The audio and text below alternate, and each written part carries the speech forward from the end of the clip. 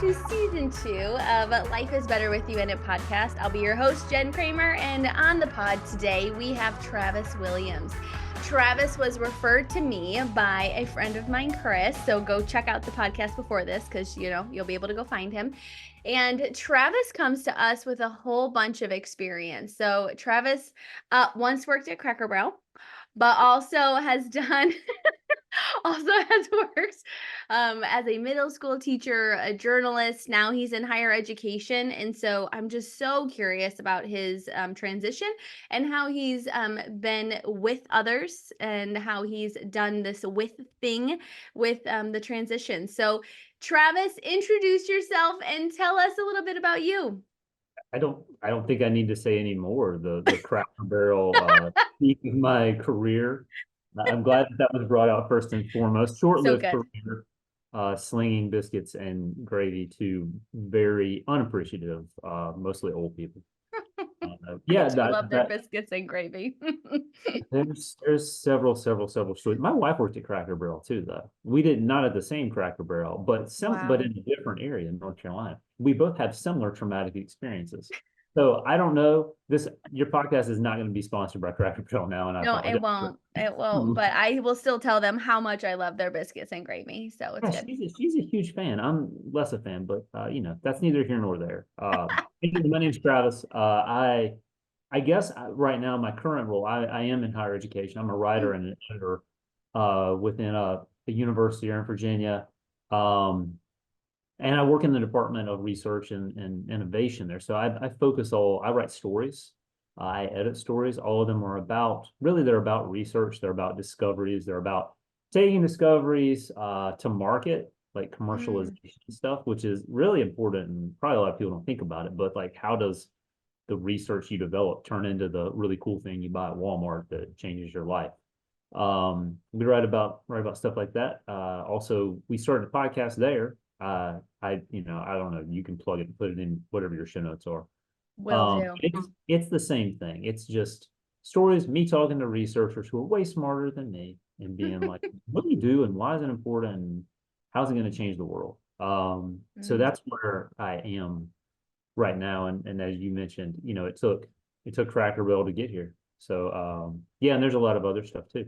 So I don't know how in depth you want me to go in this. No, I love it. That's a great intro. About the journey of Travis, because you want this is not a 4-hour saga, but well, we don't have a bottle of wine, so clearly, and we got to cut this at 30 minutes. And so walk me through your transition from, being in like the middle school teaching to like becoming a journalist. Like, how were you?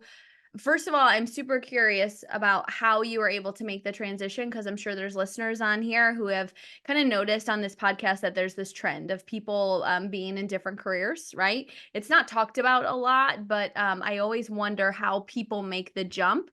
And was there any failure in that? Well, I would say that middle school teaching was a failure. So I'm happy to tell you about that. But first, I'll tell you that I got into teaching kind of because I didn't really know what to do with myself. Okay. I had been substitute teaching. I was pretty good at it because I'd worked with kids through church stuff before, and actually done a lot of that. And so subbing, I was like, I'm good at this. There's a really low bar though for subbing though. It's like everybody went home. Nobody was bleeding. Man, Travis, you're great at this. So I transitioned. I started teaching middle school. Ended up I'm from Virginia. Ended up in South Carolina, teaching South Carolina history, which I knew nothing about.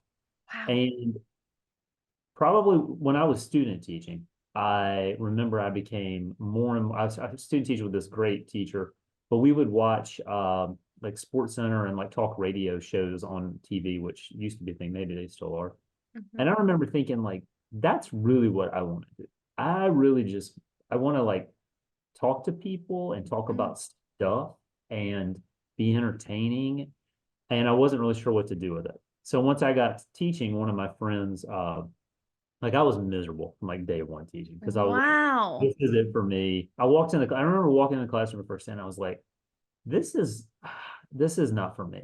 And I just was like, I can't spend the next 10, 20 years doing this. I love young people. I love inspiring people. I love teaching people, but I was like, I can't do this. So you So I, completed student teaching. yeah, You walked into a classroom day one that was your very own, right? The whole goal of all of it. And you were like, mm-mm. How long did you last? I taught that entire year. Okay. Well, But you I made it through the year. That's good. You did not break your contract. and they wanted me to come back because I was good at it. Yeah. Because I can put on a show, and there's an element of that in teaching. That's crowd And in control. middle school. Yeah, Crowd control. so Mm-hmm. because I was pretty good, I had some success. They wanted me to come back, but I started blogging when I was teaching. One of my friends was like, "You should," because you. I was like, I had this in my head, like I'm going to be a sports writer, right? So I started blogging, and I started putting together these things that I thought were funny. Some other people did, some other people didn't.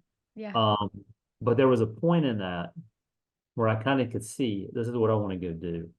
And so I started looking at people that were doing what I wanted to do, which at the time was sports writing. And one of those guys was this guy named Aaron McFarling. He used to write for the Roanoke Times. He was a columnist there, and he was just funny. He could blend pop culture humor with sports, and I was like, "That's that. I love this. This guy's amazing." So I just on a whim, like random Saturday afternoon, I'm depressed because I got to go back to school Monday. I sent him an email, sent him my blog, and I'm like, I love your stuff. If you would ever look at this, I would love any feedback. And he wrote me back probably within like maybe the day, right? Wow. And was like, "This is hilarious. You're talking about generic soda. I love Mountain Lightning." And I forget what I was comparing to generic soda, probably some player that thinks he's better than he is. But Mhm. he wrote me back and gave me some really great, valuable insight and really great advice, right? So that's important in this story because I end up finishing the year quitting, just quitting teaching, And you going, start writing the blog. So I can lay this out for listeners. You're writing the blog. It's I'm not making writing any a money blog. while you The teach. Yeah, the blog makes no money, right? So I'm teaching. I got kind of another involved with a couple other things that weren't paying any money because that's the thing about blogging, and also when you're desperate to create stuff, is you're like, just look at it, that's enough, and it's really not. Mhm. You Yeah. shouldn't do that because you need to eat, you have heat in your house, right?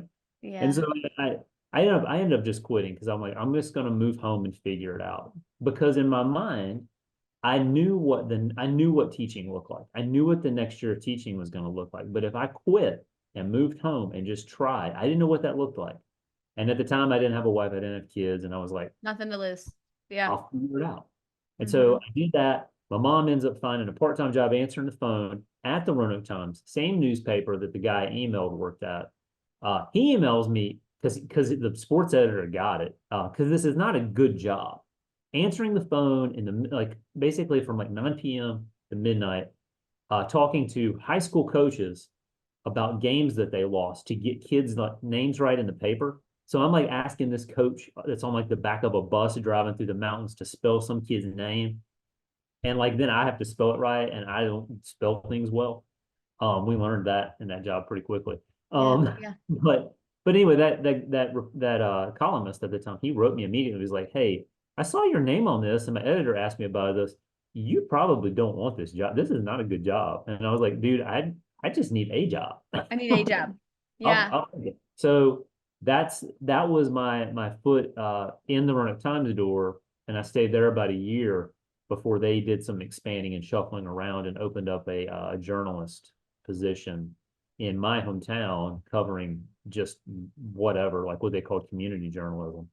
And I applied for it because I knew a bunch of people here and got it. And then suddenly I was full-time journalist, which did pay money. It paid more than the blog, almost enough to keep the heat on. And so Hmm. I was lukewarm for most of the winter. Um, Wow. lukewarm might be overstating it. There were some pretty cool times, but I stayed there for years, and then I ended up, as a lot of people in the newspaper world, as the newspaper industry kind of, is a sinking ship that's also on fire at the same time. Ended up in Mhm. higher education doing similar stuff. So Um, you sent an email one day and just asked this guy to give you some feedback, and eventually, like that turned into a gig that turned into another transition into what you do now. So tell us about what you do now, and maybe, how you are with your team now, right? Like somebody gave you feedback and like they didn't owe you anything. That guy, like total stranger, he owed you nothing. And so like he was with you and he gave you actionable feedback that you could take with you. And he like gave you a compliment, which I feel like some confidence when you're early on. So listeners, if anyone is, sending you stuff for feedback, make sure you handle with care, right? Because you may propel them into a different job, a different transition that you never would have expected for them. And so now tell us about how you're with people now and what you do. Yeah, so I think everything you said is completely true. I will say that the wisdom he imparted on me there is something I always share with other people. And it Mm. is, and this is probably for people that create content, but I think it's valuable uh to let people know. Like the biggest thing with writing, with this podcast, with video, anything, value other people's time, right? Yeah. Because Yeah. that is part of their life, Yeah. that they are giving to you, and you've got to honor that. You've got to give them something back. Anything you read that I write, that's like you can't get that time back. I can't give you that back. I have to give you something else. Mm. So that has stuck with me forever. So I edit. I work with a group of writers that work at different institutes at the university, and I tell them that all the time. That's probably the thing they would tell you immediately. Like, oh yeah, Travis always is like, what is the why of this story? What's the reason? What is going to be valuable to people? But I think in delivering feedback, especially with editing, because to be honest with you, editing is such an uncomfortable thing for me because I know how much I care about the words I put together. Hmm. Like, I'm just destroying the thing you made, and I'm so sorry. But I think this makes it better. And so I tend to approach it with that level of empathy as seeing things that people write, and maybe too much so sometimes, because quite honestly, there are probably things I even write that I'm like, I really don't care what happens to this. I've just got to knock it out, right? I Yeah, want it to knock be it out good. and push it forward. Hmm. I'm not Hmm. married to these words. There's certain things you write that you're like, man, this is my heart and soul. And then Yeah. there's other things that you're like, this is good enough. Like Yeah. this is I heard another podcaster one time talk about in life hitting singles and being okay with that. Everything doesn't have to be a home run. Like this is a single. This might be I got hit by a pitch. I'll just walk to the base. Yeah. But I try to approach it with that layer of empathy. This is, and I try to keep as much. This is again very editing heavy, but I think there's probably some relevance to other things. I try to keep as much of what they put in that I really liked, and I try to acknowledge that. Like this part's really good. Mm. Maybe this part, maybe it's not exactly how I would do it, but I know this is you. So I want to elevate that, and I want to recognize that. So it really is about, I think it's about like seeing like the really positive things you can in people, and latching onto those and saying, this is where we're going to build from. Yeah. We're gonna fix this other stuff and maybe tweak it here and there. And but we're gonna build onto this positive thing. And I guess the other thing, more from an editing standpoint too, is that I try I to think all of this is translating industries for me. So yeah, you're okay, good. Keep well, going. I try to approach everything too as like Mhm. this is what I think, and I'm a flawed person, so these are suggestions. I like the power of what if statements. Like, well, what if we did it this way? Mm. Maybe it's not exactly how you want to do it. Um, so that's kind of how I approached that, and that's just the editing side, because the other part of what I do being with people is the interviewing part. It's the writing part. And that's the part I actually like a lot better. Yeah, I I agree with you. do I do like helping people figure out how to tell stories, because like unlocking a puzzle sometimes. Like, how do we best get into this story and get all this information to somebody in a way they can navigate it? That's pretty fun. But Mm. to sit with somebody else and to hear their story, that's a different layer of being with people. But it takes, I mean, really, it kind of takes the same stuff. It takes Yeah. empathy, and genuineness. So it sounds like Travis, and the ways in which that you lead people in your team, and so in your line of work, but it really translates the industry here. So you lead with valuing other people's time because you know that we don't ever get our time back. You lead with elevating the good parts, elevating the things that you know that you could hear for somebody. I've taken on some writing projects in like the recruiting industry. And so whenever I get feedback, it's a very like blunt, and I'm like, oh, that feels so personal. Like I wrote all those words myself, but I know that it's meant to like chisel it down to something that's good and something that everybody will read. And so I feel that part. And then giving that feedback to say what if. And so I think what if is a powerful statement. And so those of you that are listening on the podcast, if you're leading people, this is a great way to be with people, is to lead with empathy. Know that you're flawed too, right? Just sinner, just like the rest of us, shit. But we're elevating people, we're asking what if questions, and we are, finding the good that we can elevate to in someone. Because, when you're with other people, you've got to care for them well, right? You're in a day job all day, and you're going to be surrounded by people. Yeah, yeah. Well, and I think too, like your life is going to be better if their lives are better. Like Mm-hmm. that's something maybe a carryover from teacher, like teacher. I almost said teachering, like that's a thing. Teaching, kind of, I get Teaching. it. Makes sense to me. That's why I Math, don't do math. this anymore. Words. I'm supposed to be good at those, right? It's okay. The written word. No, but they tell kids all the time, like, hey, if your teacher's happy, you'll be happy. And Yeah. there's a lot of truth to that. Maybe in marriage too. Maybe that's the happy wife, happy life thing. But Yeah. My really, with husband calls it now the happy spouse, happy house. And I'm like, is it? Sorry, honey, if you're listening. So I wanna touch a little bit on this like the valuing other people's time and how you're being with people. So your spouse says that you see things in other people. And so can you tell us a little bit about that, right? If you've been married, sometimes our people know us so better than we know ourselves. So like let's touch on that a little bit.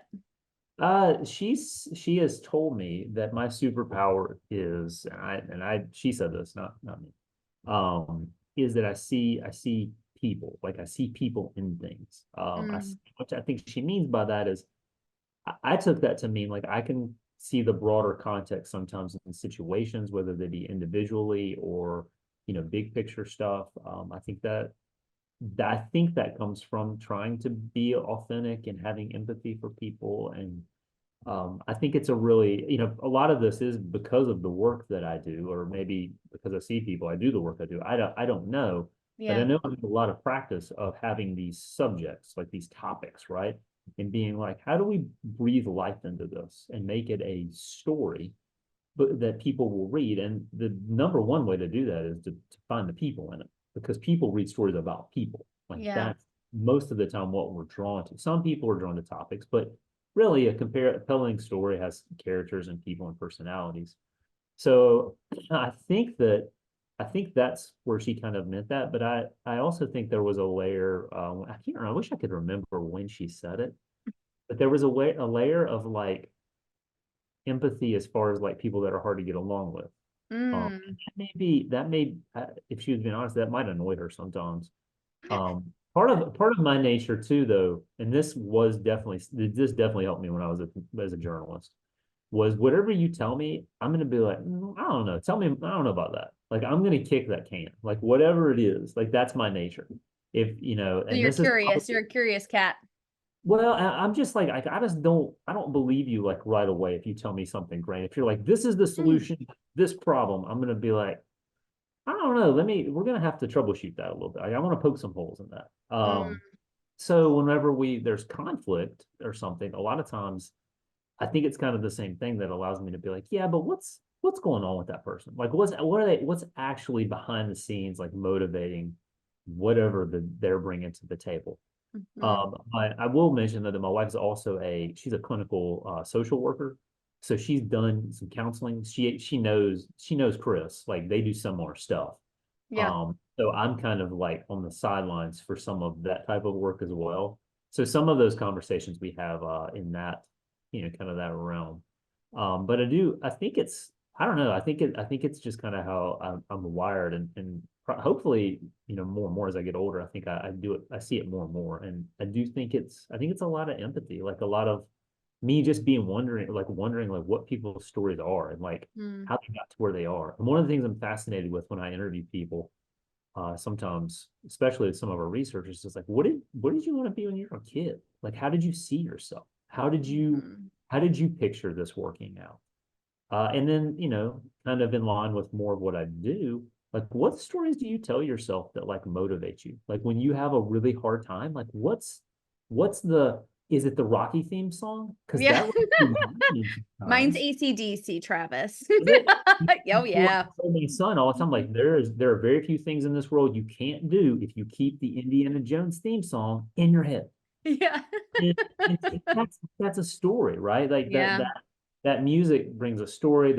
Even if we're not consciously thinking about it, I think the stories we embrace, help motivate us. And so I'm curious what stories some of the best and the brightest people that I work with tell themselves, but also like what is the person that I give money to at the gas station? Like what story do they tell themselves? So Yeah. I think that's kind of what she meant. I mean, I hope that's what she meant because it sounds It good. sounds wonderful. It sounds wonderful. And you can thank her because she seems like a gem. And so I think what we're taking away from this is like always the simple thing of putting yourself in someone else's shoes. You're always thinking about what story they're telling themselves, how they speak to themselves, and leading in empathy in that way. And so I want to land the plane here and end on this topic of you lead with empathy and you talk to adults this way, right? How do you teach your son to do that? And do you, or do you like not even think about it at all, right? I mean, there's so many things to parenting, right? Before we even hopped on this call, you got to hear about the parenting things that happen in our lives in the day to day. So, like, do you help him tell his own story to himself? How do you lead with empathy with him? That's a that's a great question. I Thank will you. say I talk to him. I talk to him the same way I'm talking to you. Mm, I worked with a lot of younger children. That was actually one of my first jobs out of Bible college. Was I worked at a church and we did worked with a lot of children. And one of the things that I remember, what the preacher that was there for a long time was like, you can just really talk to kids like other people can't. I'm like, it's because I talk to them like I talk to you, like, or mhm. maybe I talk to you like I talk to them. Like, I'm not really sure. But how do you teach a child to be empathetic? That's a tricky but also really important thing, I think. And I think the number one thing is modeling it. I mean Yeah. that's got to be it. So like I try and gosh, this is so hard. To be empathetic with him, like when he's I'm trying to like last night he was it last night? Yeah, last night he wouldn't do anything, right? He wanted to have hot tea for his snack. But we didn't have hot tea and he didn't want to eat his dinner. And then one night I was like, you know what? I'm gonna create a boundary and you'll go to bed without dinner. But then at 9 o'clock, he's like, but now I want to eat Mhm. chili or whatever we're having. And so, to be empathetic and to show empathy to him is probably maybe the most challenging thing. In fact, it might be the most hard to show empathy to the people we're with all the time Yeah. because we know a little bit more about their stories. But I think modeling it for him, I apologize to him a lot. He sees me apologize to other people. I feel like that's a really big deal to Mm. tell. And I've been doing that since he was little, and my wife does too. Part of that, we've been screwing up a lot since he was little, and we still are now. Did But you get the parenting book? I'm just curious. Mine got lost in the mail, my parents said. I had several books, all equally terrible about when my wife was pregnant. No one knows how to write for guys with pregnant wives. I'll just put Mhm. that out there.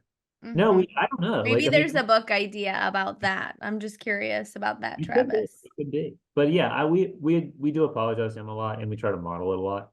And we talk a lot about when we do read stories, because again, that's kind of what my thing is, I guess, that I've fallen into in life. I try to ask him questions. I mean, I think within stories, within movies or books or whatever, get him to sense like, how do you think this person felt? What do you think they're? Mm. like even bad guys, like even villains, right? Like, what do you think? Like the most compelling thing about Star Wars is Darth Vader. Like, and that may be, people may argue against that, but like really, like what's going on here? This is this whole emotional roller coaster with this person who didn't really have a family and he's a bad guy, but then at the end he's kind of a good guy. And it's like to get a 5-year-old to start to empathize with that, like, man, what must have that been like? Like, what do you think Luke felt when he found out that was his dad? Mm. These type of questions. To at least get kind of a sense. And I'll brag on my son because I think he does a pretty good job, especially with younger kids, of Yeah. being empathetic. He does a terrible job being empathetic to us. Yeah, they have Terrible. higher expectations of us, Travis. I'm just letting you know right now. I think they expect us to be perfect, which I am the queen of my castle. And so I'm pretty damn close. Pretty damn Well, close, but I'm I not think you're there. doing a great job. Like Thanks. I told you before you guys, I think if you're trying Yeah. and you can acknowledge as a parent you're trying, you're probably doing a great job. It's the people that think they're doing great, they're not putting any effort in to get better. They may not be doing such a great job. They need some work. They need some work. Yeah, you get too comfortable. Like Yeah. that's the thing about growth. Like if you're super comfortable, you're probably not growing. And like Yeah, that's true. I don't know about that. So I think All you're doing right. good. Let's circle back to this showing empathy with kids. And so I just want to highlight this for the listeners. And so the three things that you've kind of talked to us about, how we teach empathy to kids, and sometimes they're the hardest ones because they are our kids and we know so much about them, is being able to model it. So we are the ones that are modeling the empathy. So we're teaching it. That requires a lot of work, I think, mental and physical. And we are, having them place themselves in other people's shoes. How might they be feeling? And then apologizing a lot. I think when we were growing up, that I'm sorry phase was always like a child to a parent. And I Mhm. think now there's a totally different dynamic about what it means to say I'm sorry from a parent to a child. I hope that I've earned their respect when they're older because I've made mistakes and apologized. Or like, one time I was driving and I was clearly at fault and this guy came by and they were like, "Hey," and I was like, actually, like, this was totally my fault. Here's what happened while I was driving and this is what I did." And they still told me, "No, no, no, that was the other person's fault." And I'm like, "Okay, maybe I've taken this queen thing too far." But I think, listeners, there is always an opportunity. If there's anything that I think you can take with you from this podcast today, is that there's always an opportunity to show empathy, be curious and ask a lot of questions, and think about the story that they're telling themselves. And so I want to land it here too with valuing other people's time, right? We want people to listen to this podcast, get some value from it. And so, listeners, I hope that you've gained some insight today in how to be with other people, because I think Travis is kind of an expert at it, whether he knows it or not. Well, thanks. I don't know that I'm an expert at, but I will tell you that I think we're all our worst selves when we're sitting Mm, in our car. mhm. Our kids see that. So Yeah, I for think sure. it's For sure. All right. Well, thank you, listeners. Travis, thanks for being on the podcast today. It was wonderful. thank you. It was a blast. All right. Life is better with you, listeners, and go out and make it a good one, and go show some empathy today. Have a good one.